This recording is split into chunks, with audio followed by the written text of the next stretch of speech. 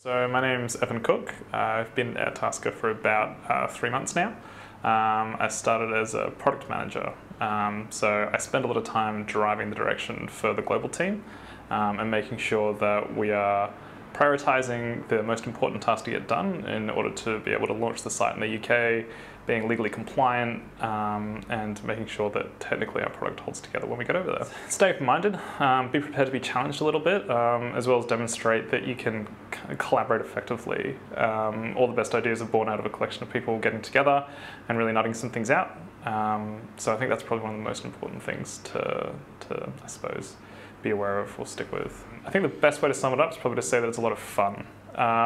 Everyone here is really lighthearted and happy to have a bit of a laugh.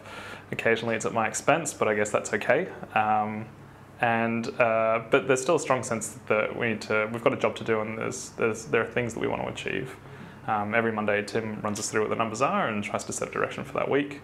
And we really sort of try and do our best to keep up the pace with him as much as we can.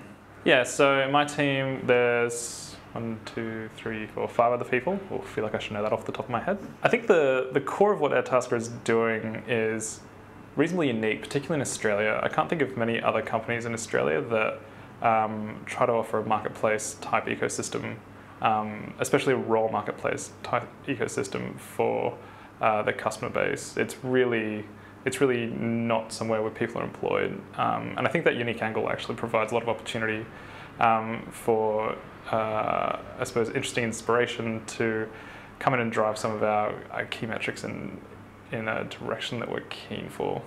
So I think for us it's a bit more difficult because it's not super directly customer facing. A lot of what we're doing, switching between regions, is actually pretty bonkers. And we're following the footsteps of a lot of big companies like Uber and Airbnb, who have managed to become really successful tackling these launching overseas type problems.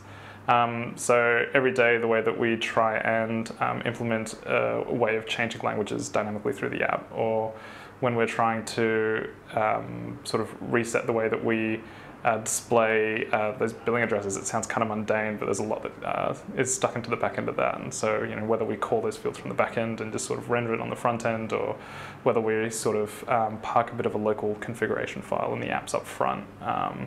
Each platform sort of has its own challenges, and with those we kind of have to adapt our back end and our platform to be able to sort of, I suppose, overcome those challenges.